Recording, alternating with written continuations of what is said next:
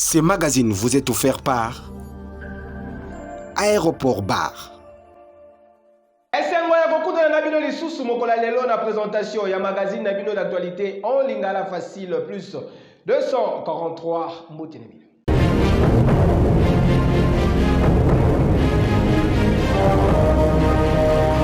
Cour militaire ya Ituri ba condamné 5 officiers ya ba FARDC na 10 ans de servitude pénale principale. Bon, on va détailler nos commentaires.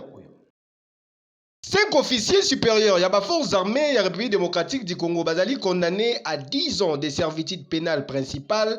Selon cour supérieure militaire, il y a Ituri, Bango Bazali reconnu coupable, il y a détournement, il y a Bambongo, Oye Pesamaki, Pona Kosomba Biloko ya Kolia, il y a Basoda, Oyo Bazali engagé dans différentes lignes de front. Bango 5, Bazali radié na armée. P et Sengeli bazongisa misolo wana ndenge premier président ya cour atalisaki. Ordonne que le prévenu Landou Kombola Kassongo et Sadi restitue une seule $30 000 et $29 000 équivalent en francs congolais, ainsi que les sommes de 180 000 francs et 200 000 francs chacun. Ordonne aussi que le prévenu Sadi qui restitue la somme de $42 000 détournée par lui seul. Ordonne également que le prévenu Ngandede Bruno restitue la somme de 28 millions de francs congolais sur un montant de 40 millions reçus par lui. Dit que chacun des prévenus paiera 300 000 francs congolais de frais d'instance, payables dans un délai de 8 jours. Confirme leur détention. Nangambu Misusu P, 2 colonels bazui 1 an de prison à chacun, P Sengeli bazongisa 180 000 francs congolais, Oyo ba détournaki, motif de satisfaction pour la porte-parole de l'opération militaire na Ituri. Ça c'est le début et je pense que tout le monde doit avoir le patriotisme lorsqu'on porte cette tenue. Et nous lançons un message au nom du gouvernement militaire ici en Ituri. L'état de siège veut recadrer, refonder l'Ituri et ses animateurs dans la gestion des derniers publics. Cette série de condamnations intervient après le contrôle de l'inspection générale de l'armée en juillet dernier. Rappelons qu'en cette période de l'état de siège, la justice n'épargne personne. Ceci pour mettre fin aux magouilles au sein de l'armée décriées par le chef de l'État Félix-Antoine Tshisekedi Tshilombo. Et Sengeli boye bake ba condamnation oyo eye après contrôle et inspection générale ya armée pour na commettre fin na magui na kati ya armée ndenge kaka mokonzi ya mboka Félix Antoine Tshisekedi Tshilombo asengaki. Yo.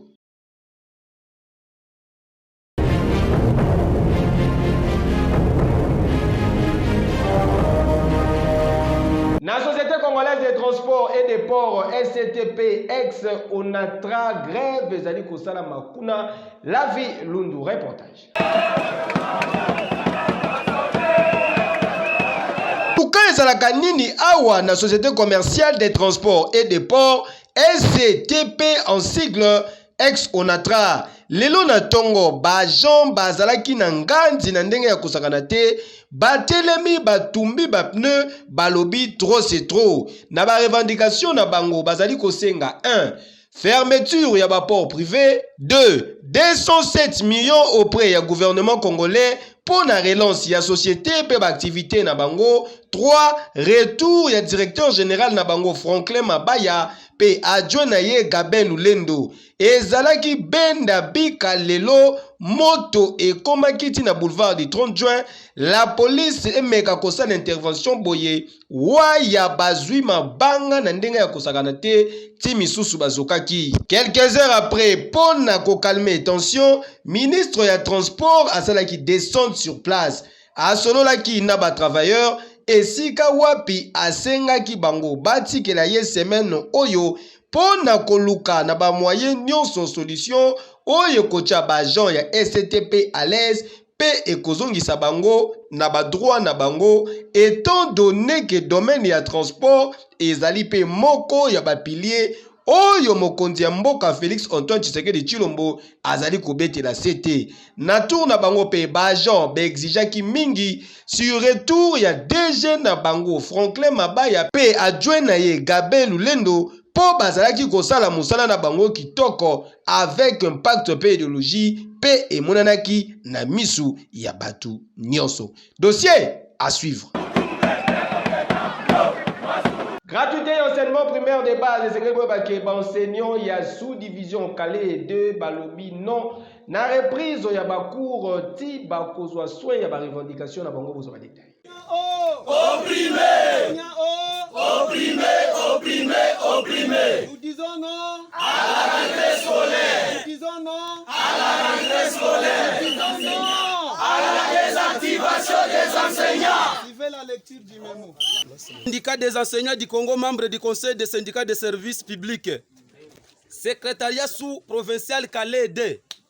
Mémo adressé à messieurs les chefs de la sous-division de l'EPST Calais 2. Nous, enseignants de la sous-division de l'EPST Calais 2, ayant appris par la voie des ondes de votre communiqué dans lequel vous avez annoncé la désactivation des enseignants grévistes de votre juridiction, réunis en assemblée générale extraordinaire ce vendredi 8 octobre 2021 à l'Institut Bunyakiri, avons décidé ce qui suit. 1.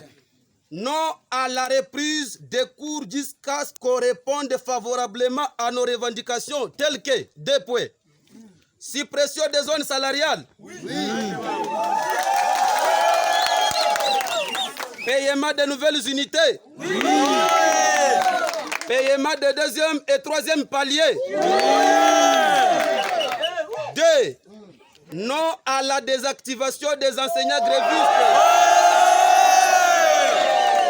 Car la grève est un droit garanti par la Constitution. Ainsi fait à Bunyakiri le 15 octobre 2021 pour les siècons sous-division de l'EPST Calais 2, Mwabi Kalelema Jasmin syndicaliste siècons. Tant gouvernement azali kobunde la gratuité et enseignement de base et sengeli boye bakeba escro bazali ko continuer à l'exemple ya maman Chantal bakangi lelo na Jemi Est badara reportage ya Charles Mabunzo. Alors que bakondi ya mboka bazali kobunda butu moi pona kovandisa effectivité ya masolo ya gratuité et enseignement primaire de base tala batu bazali ko combattre mboka bangoyo.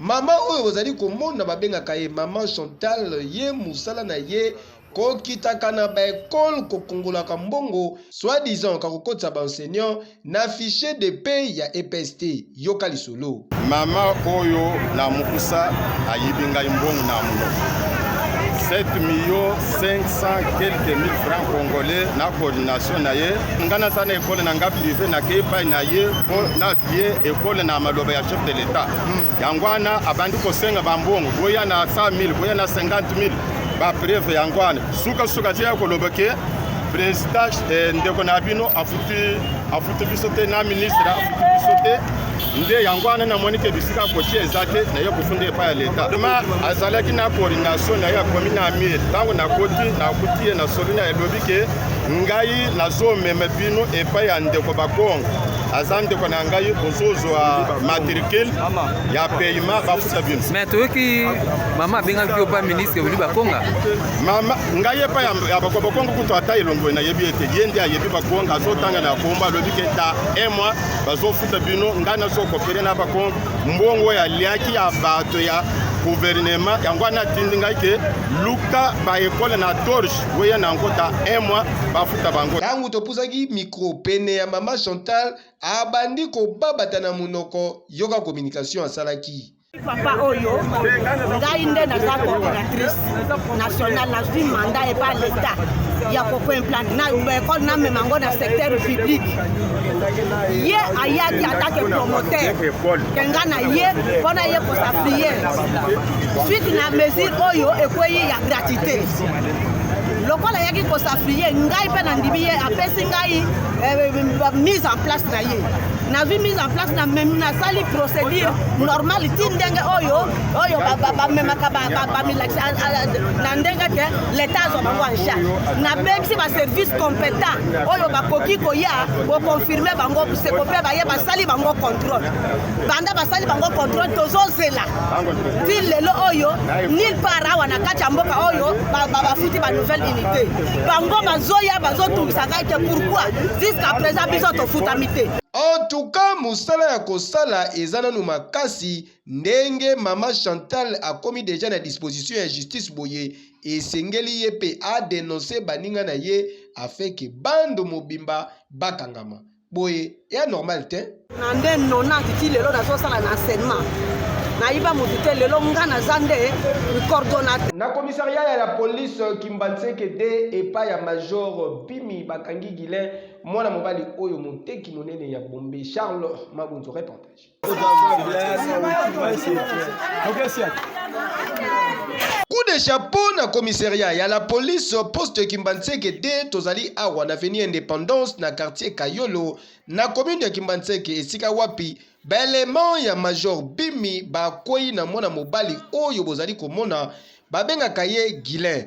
Guilin kolanda elongi oyo te kolanda kolela na ye te azali véritable muteki ya bombe autaka soki pe commune nini adresse fixe yebani te kasi ayaka nango awa pona kobebisa bana avenue Indépendance yoka lisolo. Ndeko yo une semaine passée bapesa biso déclaration na ye ki atekaka bombe oyo ezolangwisa bana mikie mpe bagene atekaka yango kaka na god ya ye atemi na veni quelque part atelemine kaka wana bagene baye basombi balangwe bameli basali badésordre apres ye ake na ye comme épreuve yango oyo ozomona oyo nde eza bombe yango tozwi yango na kati ya god ye nde azokima nango mokolo ya lelo abengi biso ke moto yango tobekanga bino topesaka bino baepreuve na ye bondimaka te moto yango aza wana tozwi na god oyo ya ye bombe oyo atango na chaussette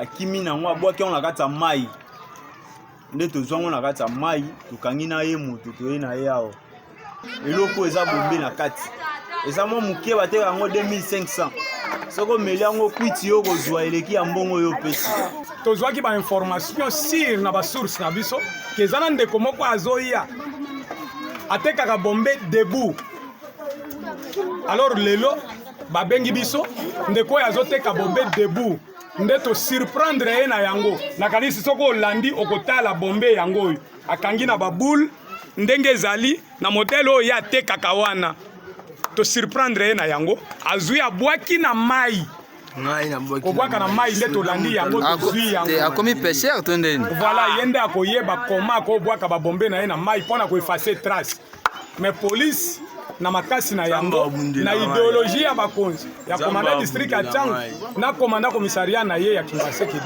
nde tosali le nécessaire so récupérer bombe oyo ezalaki na maboko ya ndeko oyo aza na adresse fixe te ebongo ntango bapesaki ye micro Guilin akomi koswanisa reporter na biso Charles Mabonzo kokamwa natangi kombo na ye mais lobaka sikombo na ye nani natangi kombo na ye tanga kombo na ye nani natangi kombo na ye déjà balobi ngai na ngai te mais yo soki yo te se défendre ngai nde na yebisa mokonzi kuna kombo na ye nani kombo na ye jamani afandaka afandi wapi nateka yango na couloir ya putuputu lukaya ngai naza na nga juste un simple passager. Mais faut pas savoir son adresse na. Pour yo za la libérer, faut pas sa adresse na normal. Adresse na ye, ayaka koteka na putuputu na lukaya. Ayaka to azali. Ayaka koteka ti 20h après akei. Azara koto te. Mais ebi place na vanda te Alexa a journée koto pona osala cop na ye. Na tour na bango pe population ya avenue Indépendance mwanze ezangaka te ye bajire kaka sene eloko moko basengi Guilin akende toaposa na ye te mibali ebele bateka mai so mombongo eza te aluka mombongo asala boye eza normal te akende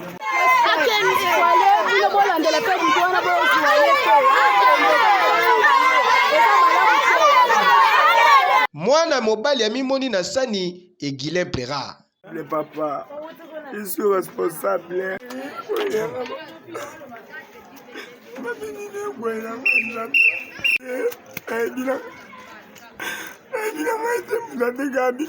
papa. Ah, katuka ozolela pe lokola oza mutu malamu akende.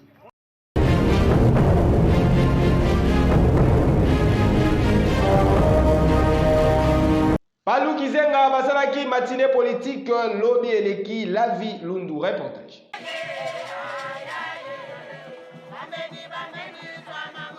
Sous le leadership ya présidente Nabango, maman ya Banebele, maman Dorothée Kizenga, présidente pe chef ya parti Lumumbiste unifié Palou Kizenga en sigle, et indaki mabe lobi eleki ezalaki nde démonstration de force moko ya kosakana te nyonso elekaki kitoko avec un pacte pe idéologie na présence ya ba chef de cellule, ba chef de section, ba chef de cercle pe ba secrétaire généraux pe provinciaux ya Palou Kizenga, et puis tomonaki présence remarquée ya sa majesté Anumbuba Kizenga, épouse ya fait patriarche Antoine Kizenga pe Gogi Kizenga, fils cadet ya le fait patriarche Antoine Kizenga, a expliqué qui le pourquoi ya Palou Kizenga avec ba mot clair pe juste pour lelo oyo na sima ya patriarche ba Palou ekoma ebele. Na même occasion, Madame Dorothée Kizenga salaki présentation ya secrétaire général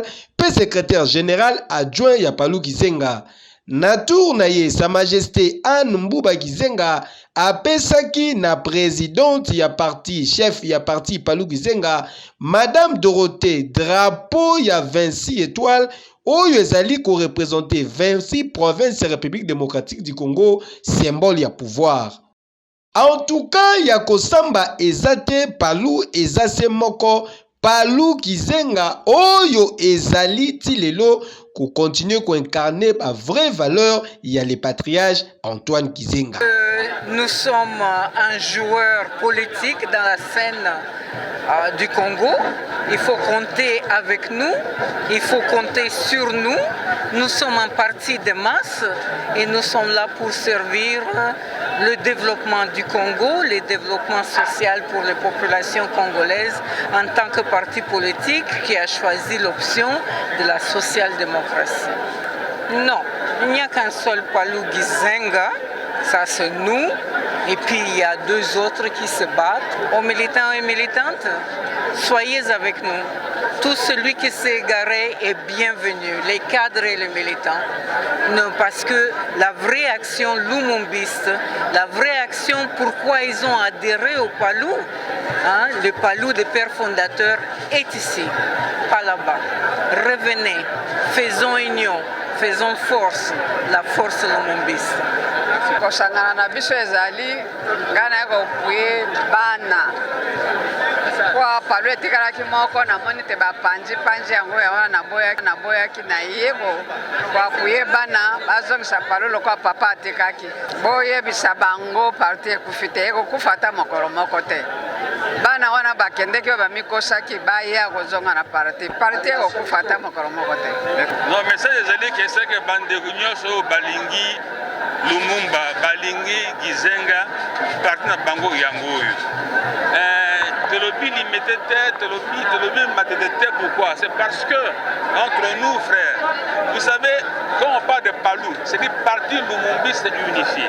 Ce que l'unité est, c'est que Palou est allé susciter. Parce que l'unité est allée valeur créatrice et à Palou. Kizenga avec ses frères, à l'époque les nationalistes, se sont réunis trois partis pour former un parti, oh, toujours le bas, Palou. Mais maintenant, ce qui division est allé, Palou est Zakunate. Donc nous sommes ici, nous avons un moyen de façon à rassembler les bâtonneurs. Oh, Balingi Baya, oh, Balingi Bakende, problème est là. Hey, Kejo! Oui!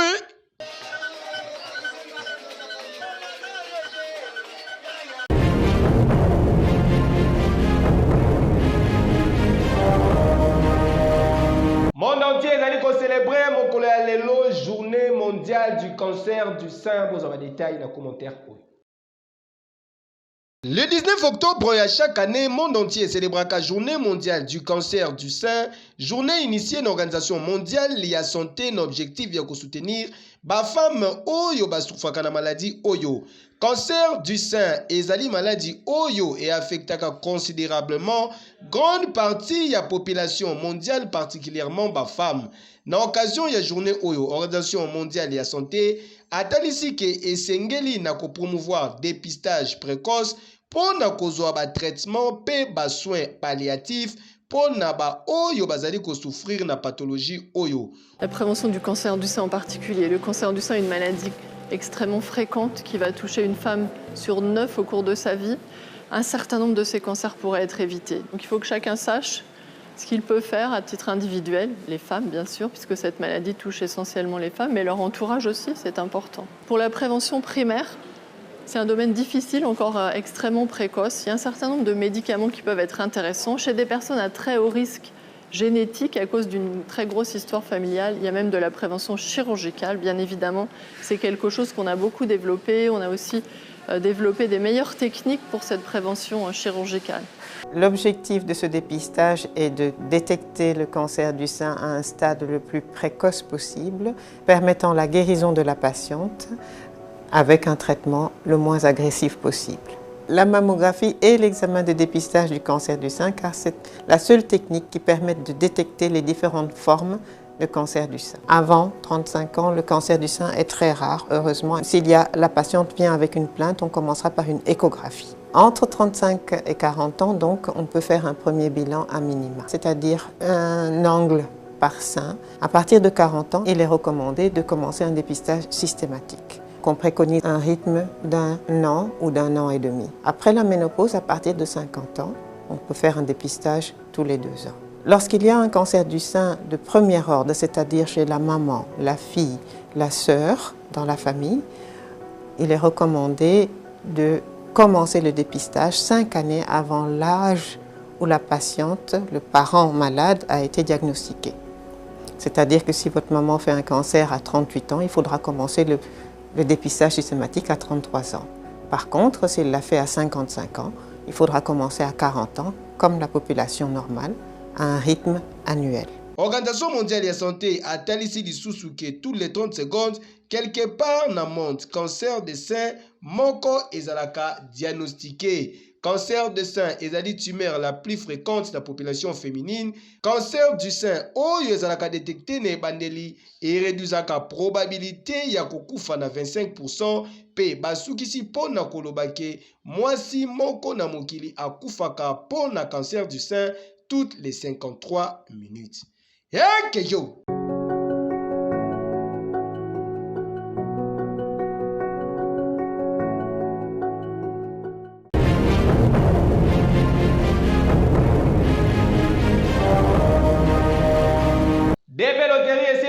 Depuis le 6 octobre, Boki Mambangu na Basibia Café, Ben Lobich.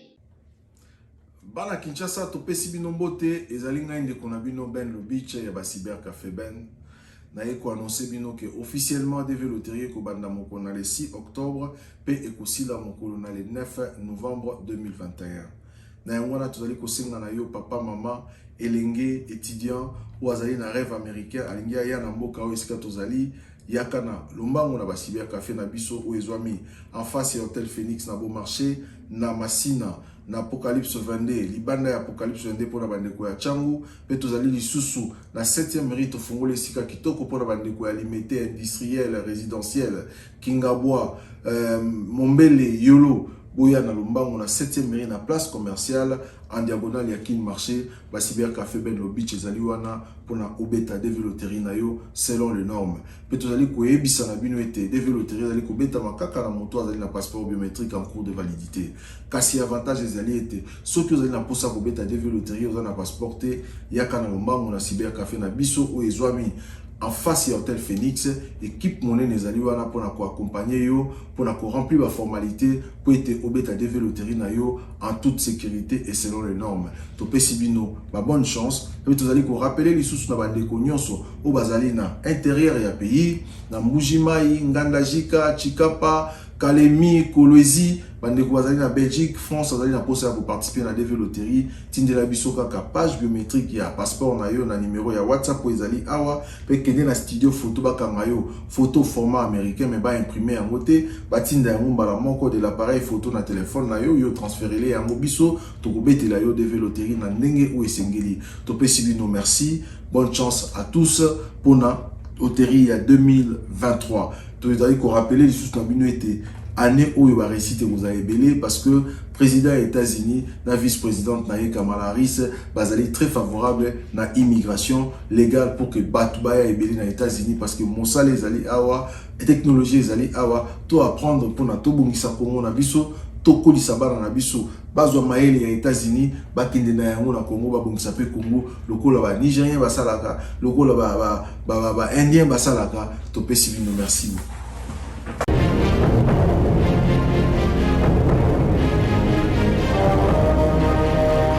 Baba sekele ya molato na bino esi eyebana po bozala top bopesa confiance na ba boutique RH top model. Oyokaka losambo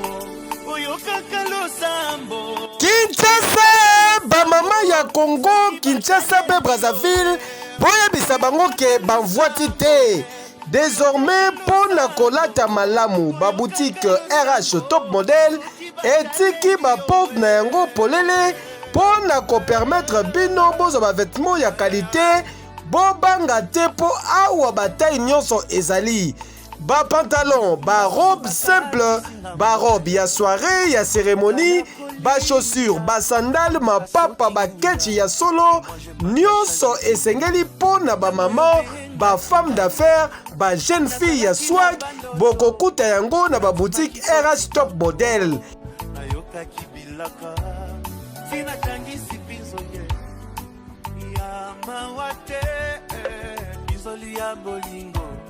Bona moto alokoti ngai oyokaka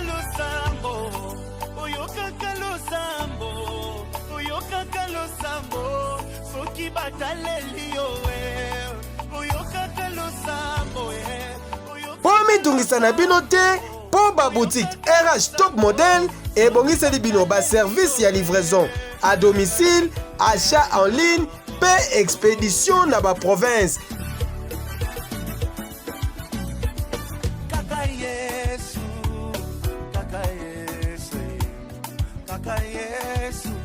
Balola salisi ngai kaka Yesu ouais kaka Yesu balola salisi chante avec moi on y va Jésus balola salisi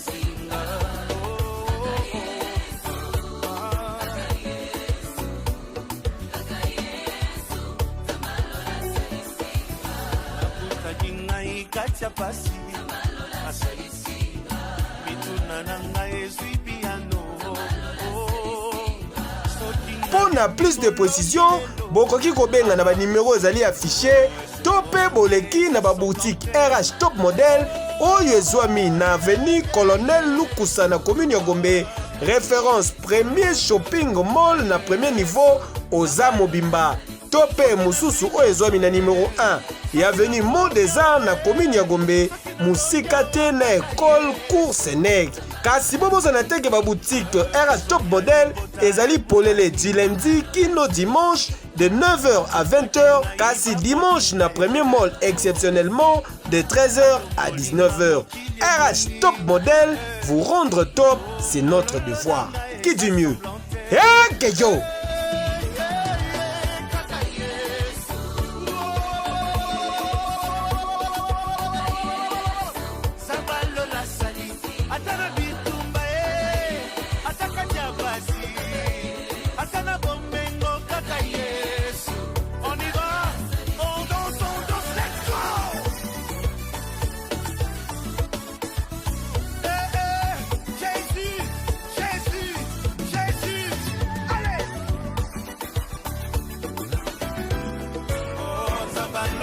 Charge ya boulevard Kimbuta, charge ya Tchangu, aéroport bar Kimbuta et pas ya PDG, on y va, reportage.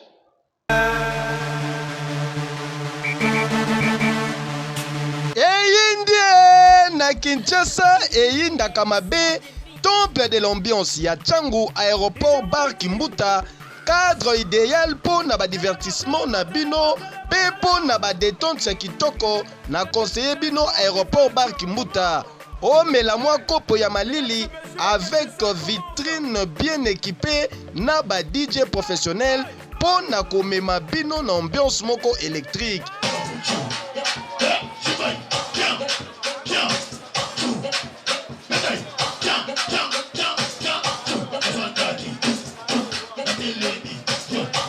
Et bongo ba installation hygiénique zéro infection et senga kande boye ozo melane siga kitoko pe sécurité.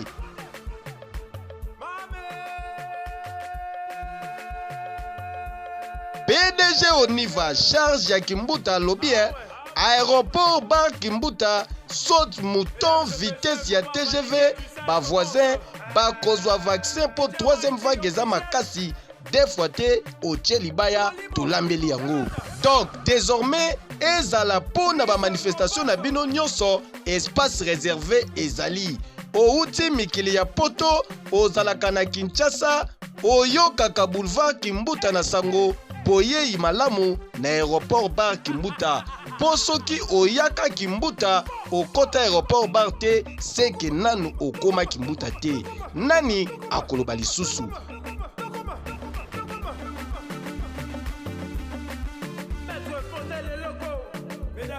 Aéroport bar Kimbuta Mbatambuta.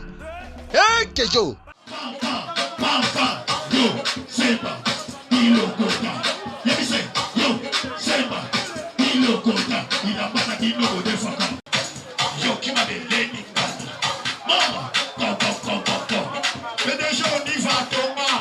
Magazine plus 243 Mokolalelo Komina Souka. Merci pour la confiance en paix, fidélité, te dédié. Édition Ya Mokolalelo na les déclarants le plus sérieux Charlie Mboyo Nakin Aéro avec un pacte paix idéologie Boyende Zalakabo CP na image ya Mokolalelo pesa merci. Na Beni Mukidi Azalaki na sima caméra. Ba bébé jamais borata ba mata ba kita ba ba ngolama bele fils mani na préférable Ekeyo. Ce magazine vous a été offert par Aéroport Bar.